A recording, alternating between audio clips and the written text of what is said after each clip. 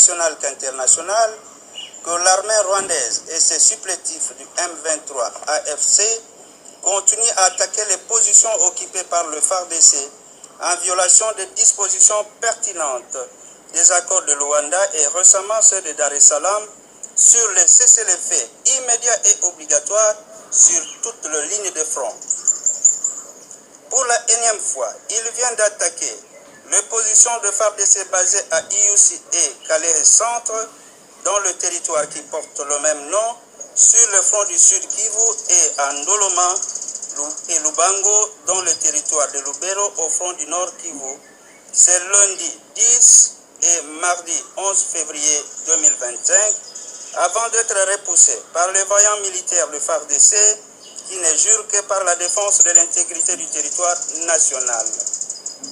Ces attaques ont causé plusieurs pertes en vies humaines parmi les civils.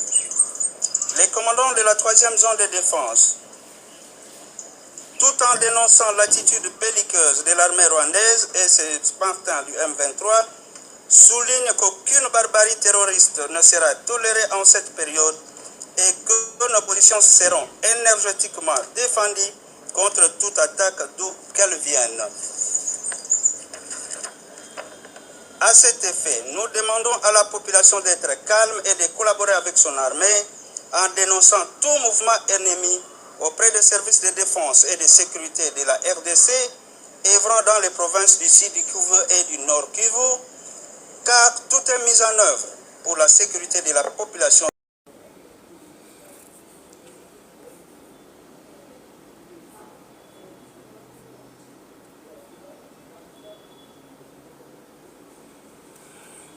Bonjour chers amis, bonjour chers abonnés, les amis de Chintu TV.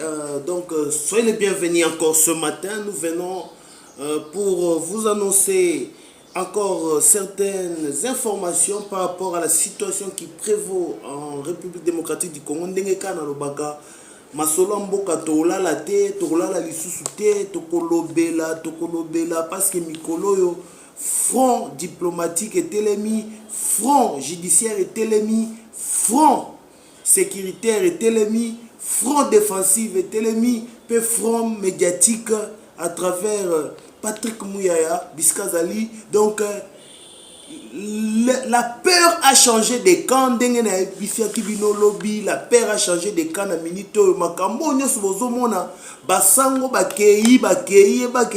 La peur qui a changé les camps, c'est ce qui a donné, qui a changé de données pour que donc il fallait que cela arrive pour que qu'on sache qui est qui dans ces pays, hein, qui est qui dans ces pays. Les frappes continuent à caler. Donc jusqu'à ce matin, frappes ont continué.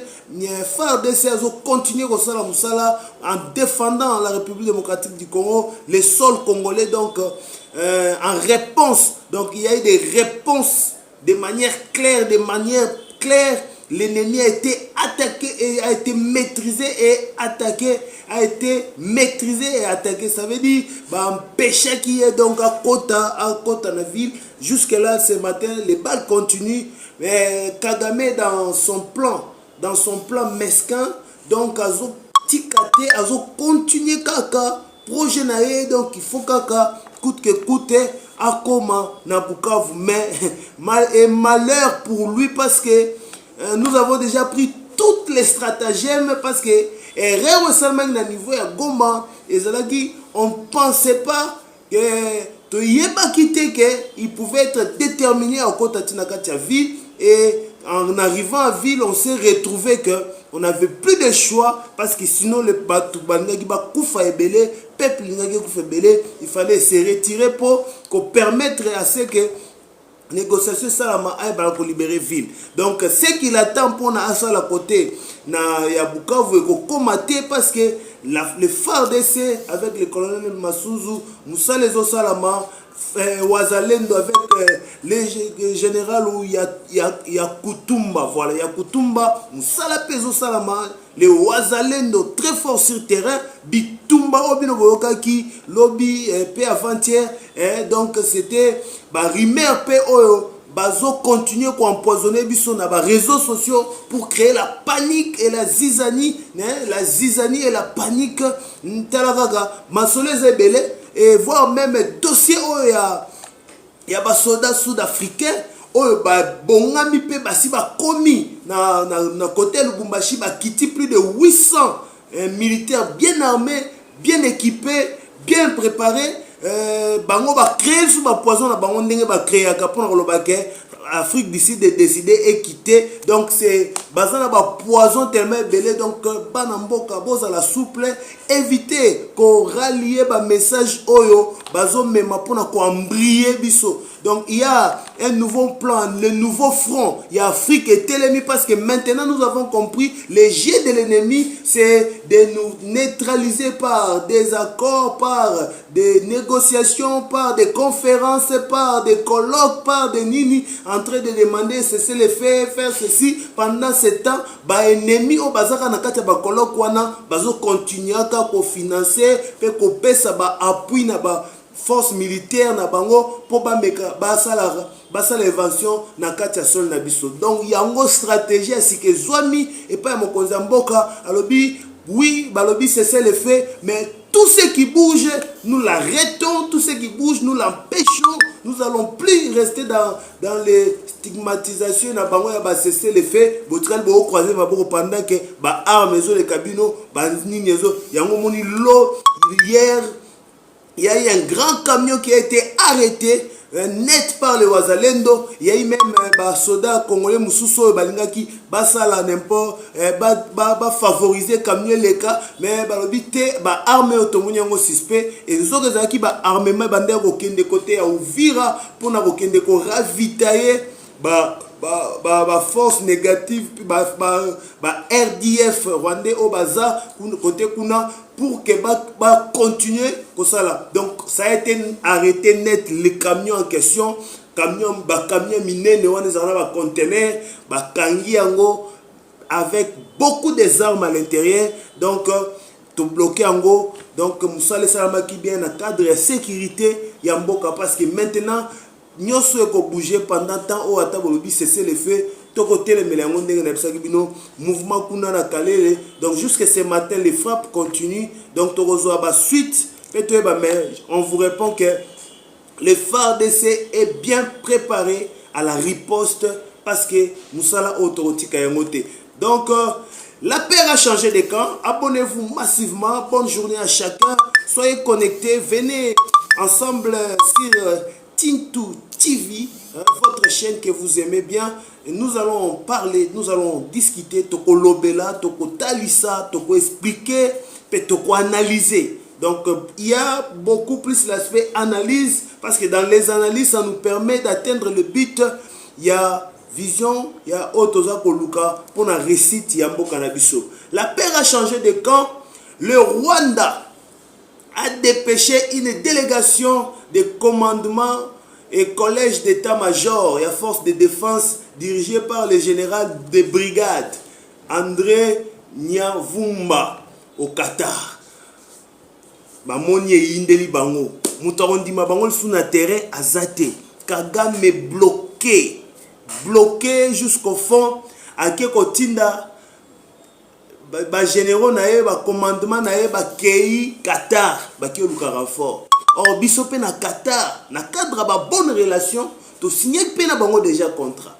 Donc ça sera très difficile pour que ba convaincre totalement Qatar pour nous soutenir bango. Parce que là toza to coincé Kagame.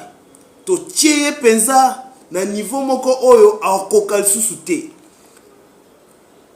Et c'est pourquoi on dit ici, les relations entre la RDC et le Rwanda sont particulièrement tendues depuis le début du conflit du M23.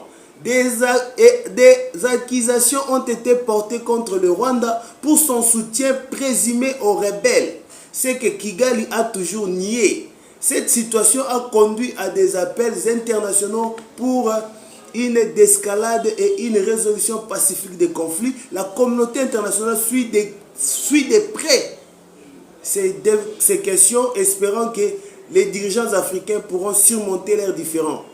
Bissotolobi boy. Makambo dialogue. Oh, Tosolola. Oh, ceci. Nous sommes d'accord. Pour le processus de Luanda, nous étions là.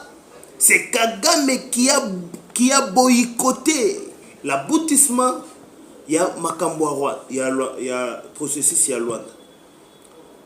C'est pourquoi nous avons estimé que la défense de l'intégrité de notre territoire, tokote le melango bisomoko. Tokobungisa yango moni Kagame akomi zoba akomi kizengi akomi bilobela lobela mwanza. Akei na Jeune Afrique. Akomi kolela. Oh, tango tosali réunion, Olé Félix aya na réunion na biso, Félix a profité que na Tchad, pendant que na Tchad, natangela bino na boyoka.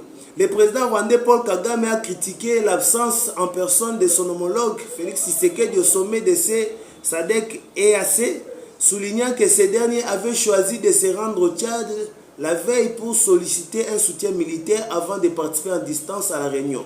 Kagame déclare à Jeune Afrique, cela en dit long sur son état d'esprit et ses intentions.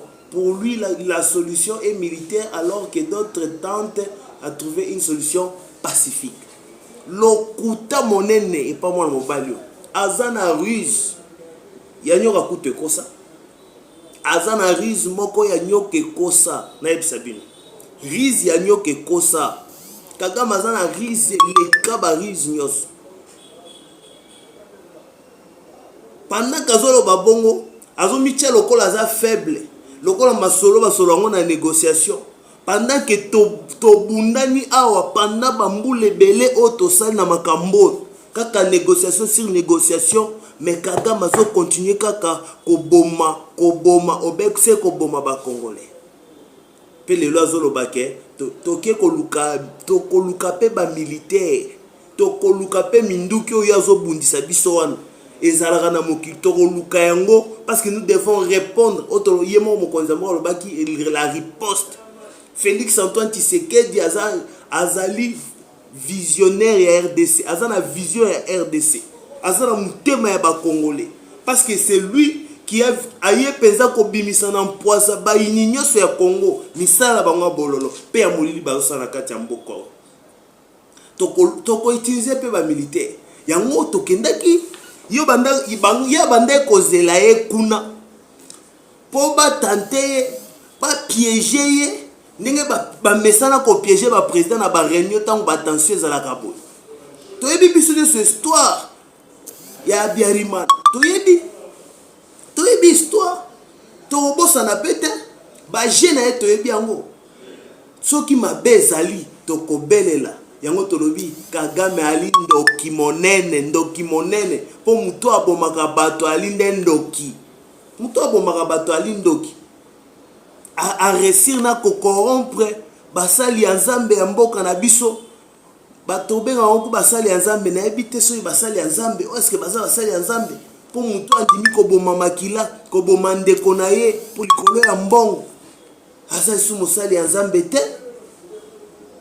Église catholique botelema bo changer ba konzi pe ba kambi église catholique ya Congo na yebsaki bino yango lobi bo changer ba kambi église catholique ya Congo po bazana makila na maboko plus de 3000 à 4000 morts, plus de 4000 à 3000 otoebi donc batu nyoso na bakufi bango bazana kati ya complicité na kati to vandaki na bino soki indi muke na Goma boyo koyoka monseigneur asali discours abeshola lobi banda makambo bandi babanda ekoloba te nzoka nde bazalaki na kati tala précipitation o bango baye nango na makambo donc mupepe bandi na Goma mbala mo bakeba kutana na mokonzi ya mboka donc mupepe bango babandi bango ba relation ba négociation koluka ba acteur politique mutatindi bango azate.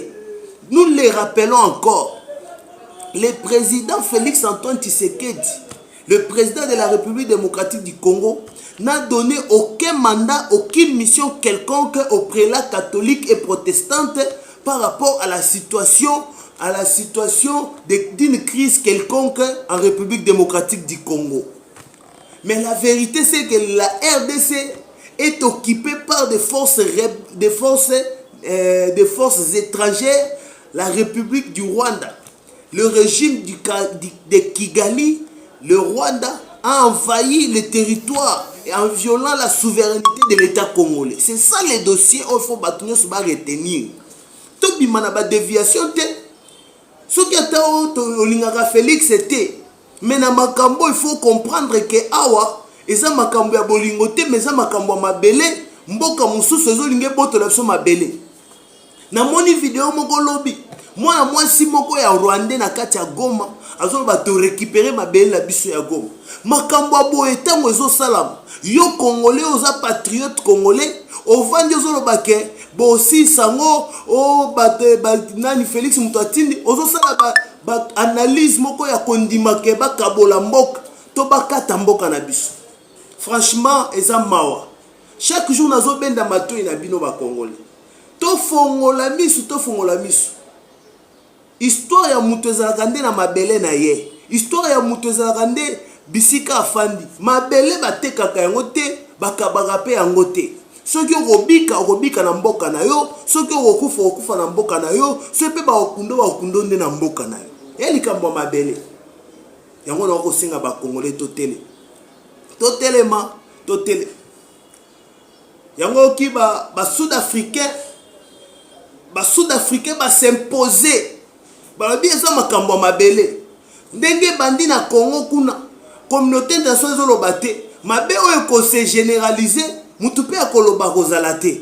Yango tika to banda ko to bundisa likambo oyo to biske zo bande fo ko bundisa ngo déjà.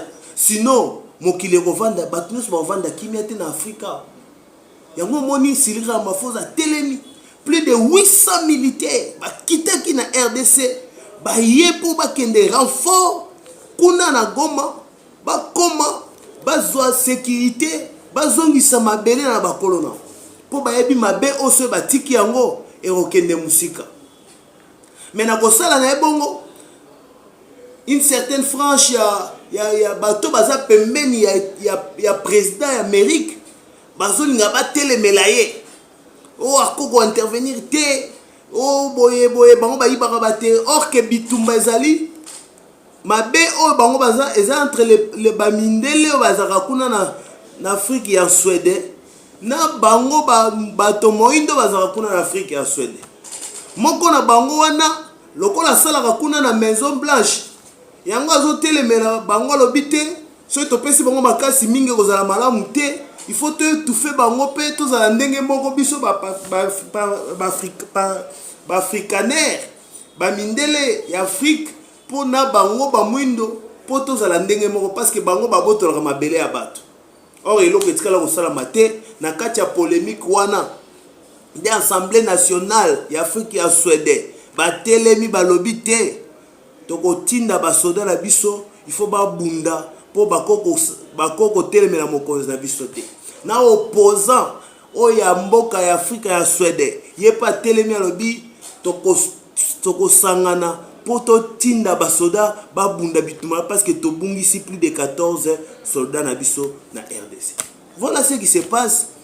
Donc yango Afrika ya Suède atala alobi nga na état souverain bakomi otelemela nga boye eloko liboso fono nakanga présence ya bato nyonso ya Amérique na mboka na ngai fona tikala libre na sala makambo na ngai moko. Voilà pourquoi le président sud-africain a donné l'ordre officiellement de suspendre toutes les entreprises américaines sur le territoire sud-africain et arrêter d'exporter les minéraux des États-Unis. Alors bien exporter sous minéraux aux États-Unis. Exporter minéraux aux États-Unis. Pourquoi? Cela arrive quelques jours seulement après que Donald Trump ait coupé tout financement des États-Unis à l'Afrique du Sud de l'USAID. Pourquoi? Les États-Unis la financent les pays africains dans le cadre de l'USAID, développement, objectif de développement africain. Tant que l'Afrique du Sud a influencé, alors bien Kati soutien. Il parle de Kati soutien dans les États souverains. Kati ba entreprise sur les États-Unis d'Amérique et ça la ressource na mboka na ngai te. C'est gagnant.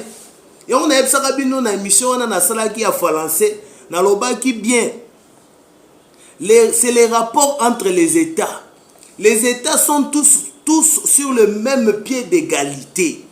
Il n'y a aucun État qui est supérieur. Nous ne sommes plus dans les temps de paternalisme. Le président de la République, Félix-Antoine Tshisekedi, l'avait dit après au président Macron. Alors, il y a un paternalisme. Donc, il y a État. Et entre les États qui se font des amis, il n'y a que des intérêts. Les amitiés entre les États, ce sont les intérêts qui les lient. Et makambu ya bolingo te, même na kati ya bolingo. Ezara ba intérêt pezala. Moi si fait faut basombela et moi mèche. Moi si pe senga go mema epe na place a bien melipe sikra malam. A melipe allié pas hamburger. Ce qui entre bolingo ya moi sans bal kutu ezara na bo mbongo na kati. Et bon quand ya ba état ezara nde ba intérêt. Ce qui intérêt na ngana États-Unis ezate il n'y a pas d'intérêt en Afrique du Sud. Voilà pourquoi Cyril Ramaphosa a suspendu toutes les entreprises américaines pour dire que c'est un État souverain. Il n'y a pas eu de décision pour protéger les intérêts. Il y a des compatriotes Afrique et en Suède. Madame Wagner Kainkwamba, on a lingara mingi. On a sepelane mingi pour musala et mon ami na cadre de diplomatie. Malgré cela, bitumbe diplomatie. Donc, combat oeza makasi a kendaki na France kuna kukuta na pena ambassadeur. Donc, je vais lire pour vous pour comprendre qu'est-ce qui s'est passé hier mercredi a lieu des rencontres diplomatiques entre la ministre d'État, ministre des Affaires étrangères de la République démocratique du Congo, Thérèse Kayikwamba Wagner et les autorités françaises. Discussion cruciale avec M. Bruno Fouch et M. Perrin Chevrolier, Jérémy Robert, le ministre des Affaires étrangères Jean Barrot, sur des sujets très pertinents, notamment crise sécuritaire et humanitaire à Goma, violation de cessez-le-feu des EAC SADC par la coalition RDF M23, appel à des sanctions ciblées contre les responsables politiques et militaires rwandais, soutien à l'enquête du Conseil des droits de l'homme, engagement accru de la France à l'ONU et de l'Union européenne, prévention d'un régionalisme du conflit. Voilà ma question où ils tablé autour de la notabilité française. Madame Wagner a créé pour expliquer, à convaincre Bango sur la décision contre les responsables politiques et militaires rwandais. Oyo bazo continuer à fournir ba matériel parce que tous on a ba preuve ndenge na uti ko sabino to kangi camion ya munene o ya conteneur wana rempli des armes o bande ko kende pona ekende ko ravitailler ba soldats rwandais o bazana kati ya Uvira e bande ko kende ko ravitailler ba wazalendo ba kangi yango ba lobby ko lekate to bloquer yango awa. C'est comme ça que Madame Wagner, dans le cadre de la diplomatie, a télémis pour que français qu'il ne faut pas sanctionner les responsables politiques rwandais. Il faut soutenir le Conseil des droits de l'homme. Le Conseil des droits de l'homme a une enquête, un soutien pour que les bango kitoko. Donc, on a un front diplomatique. Donc, continuer sur un front diplomatique. Tu as un problème. Mais quand moi, je suis au sala, je suis retourné à bisoté. Parce que bisoté, tu es au beleli. Tu es au beleli. Tu es au beleli. Tu es au beleli. Bon, il y a un RDC, il y a quitté. Oh, bango baloba qui est le côté. Makambu bisoté au sala. Je suis retourné à bisoté. Et on a fait ça qui merci à mon conseil. Mboka pondenge déjà. Mon collègue lobby, tu as décidé au Kangaba frontière na biso. Nde etalisi avion ya Air Rwanda pour kende Nigeria et kende Nigeria et petit contour donc to sécuriser espace aérien na biso oya komeka aokutana nango, oya komeka aokutana nango. Voilà un peu les enjeux que nous avons par rapport à la situation au tozanango na RDC. Na yebsaki bino no baki ba président africain nyoso ba komi kotele. Ba komi ko se préparer na éventualité nyoso ko ya. Pourquoi? Parce qu'ils ont constaté faiblesse ya ba organisation internationale. Faiblesse ya ba organisation internationale par rapport à ba action et que infiltration continue na kati ba organisation internationale et que ba organisation wana to masanga wana ya mboka o ekutanaka masanga ya bamboka ekutanaka mabende ekoti kuna siko mabe lokola ebombami kuna na kati mwatangu likambo ya mabe ezosalama lokola mabe wana mpe ezalaki kuna na kati mwaye batelema mpe baya kosunga biso bakongole to basunga mboka oyo ezwi likambo eza te mpo bango moko baza na kati ya kosalaka mabe wana na kati ya masanga ya bamboka.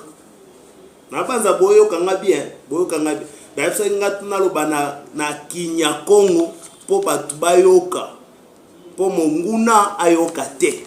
Voilà.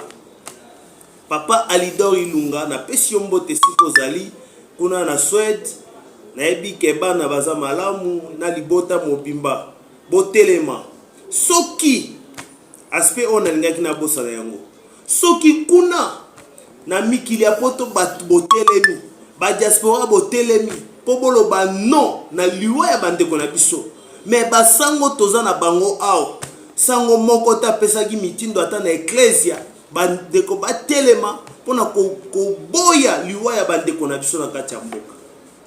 Mabeza makasi, mabeza makasi. Yango na ndimi malobo pasteur alobaka, pasteur Marcelo alobaka ecclesia oyo ezali nde tente d'enfer. Ezali nde esika ya kozela. Ya kozela nde lifelo. Esika ya kozela lifelo. Pona nini? Nzoka nde Nzambe alakisaki pasteur oyo ke bakambi ya ecclesia oyo bazande babomi.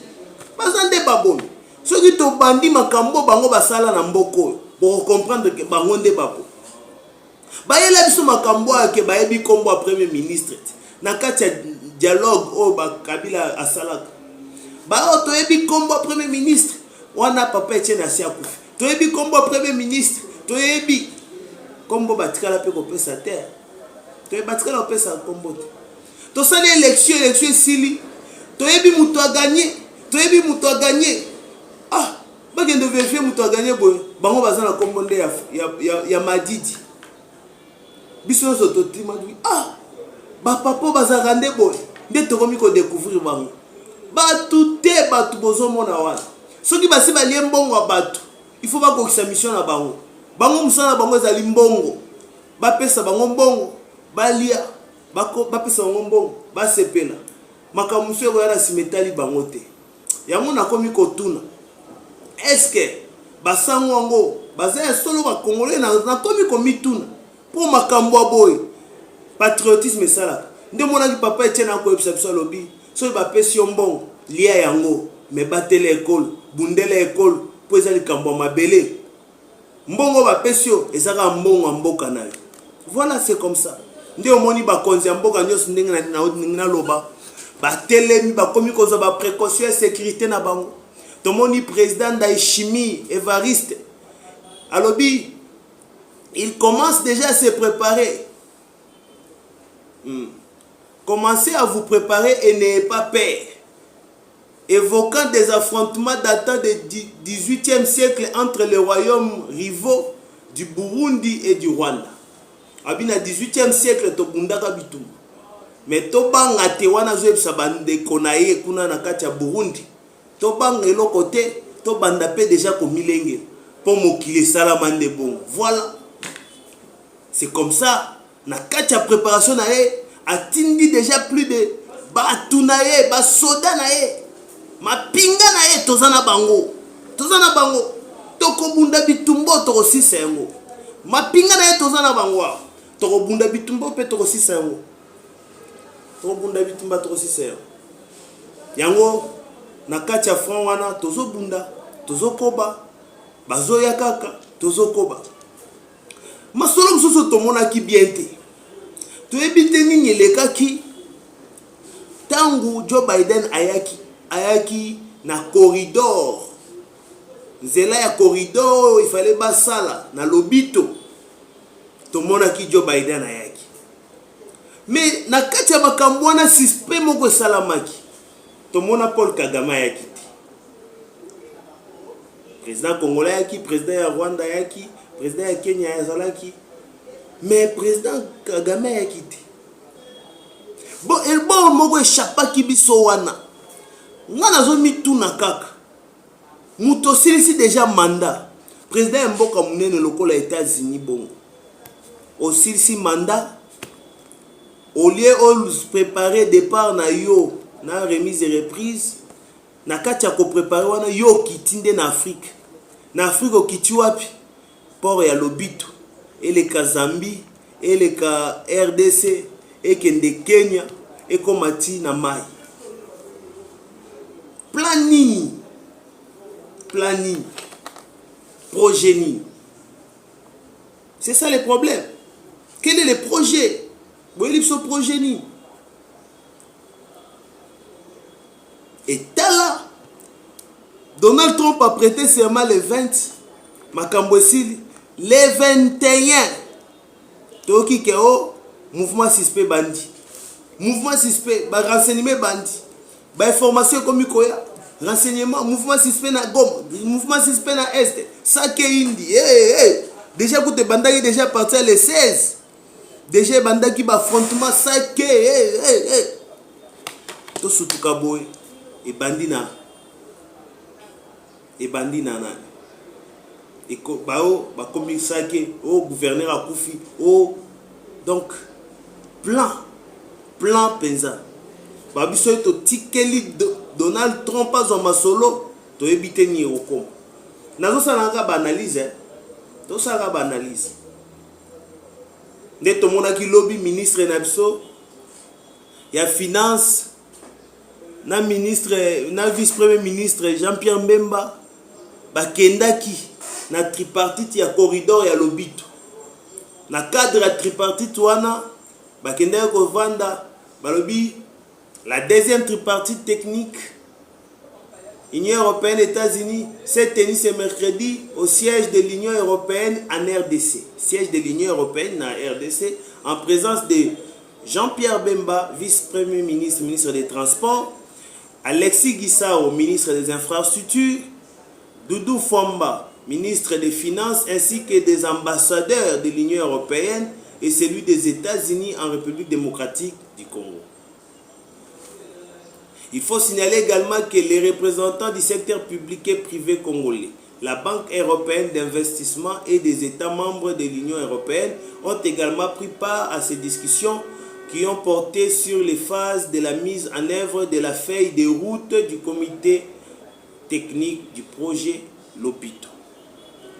Donc, vous avez un cadre de finissage, il y a des travaux préparatoires, banque payaki, ce moni banque c'est que misolo, makambo misolo. Donc, pour mettre en place, mise en œuvre, il y a un comité technique, il y a un projet Lobito pour na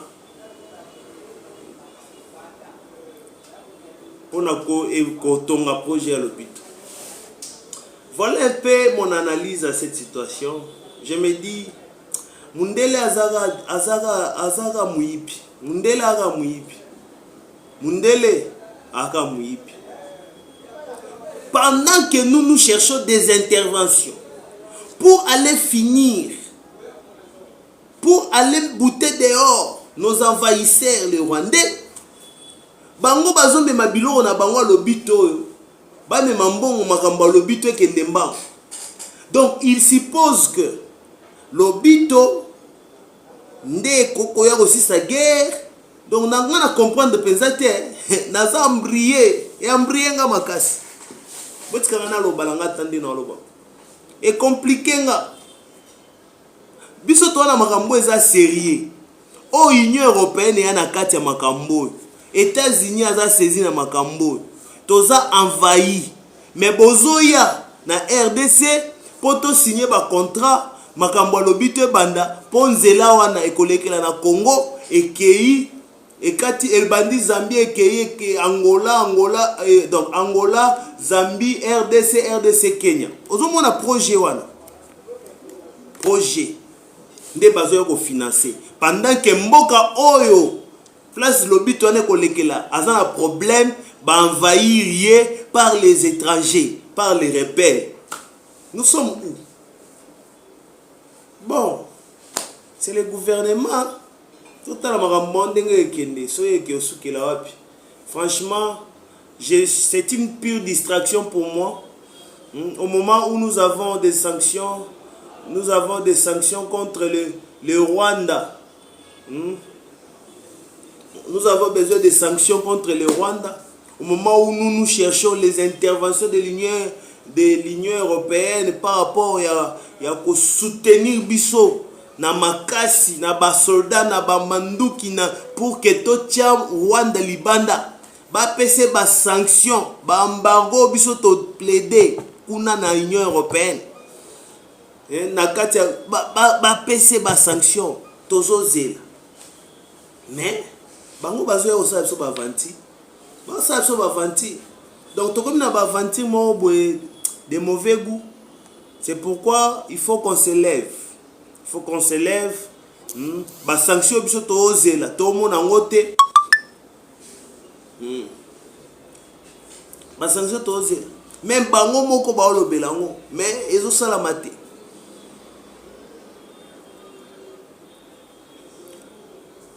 Bango ba olobela, mais alors qu'ils ont sala mate. Comme le diplomate allemand l'avait dit, je vais vous le lire. Il dit RDC guerre à l'Est, un diplomate allemand catégorique pour les sanctions contre le Rwanda. Sur une chaîne internationale, l'ancien chef de mission de l'Organisation des Nations Unies pour la stabilisation en RDC, MONUSCO, Martin Kobler, a salué la cessation de l'aide humanitaire de l'Allemagne pour le Rwanda.